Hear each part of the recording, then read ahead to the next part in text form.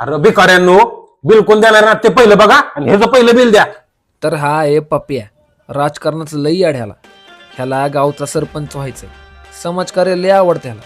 4-5 टोकरी घेऊन गावात हिंडायला बरोबर जमतं ह्याला. तोंडात ह्याच्या कायम साखर, पण दर निवडणुकीला हा तोंडावर पडतो. तोंडावर पडण्याचं कारण असं की बोलायला जातो एक आणि बोलतो भलतच. त्यावेळेस मलाच निवडून द्यायचा आणि जेव्हा मी निवडून येईल ना मी सगळ्याची मारणार. एकच वादा.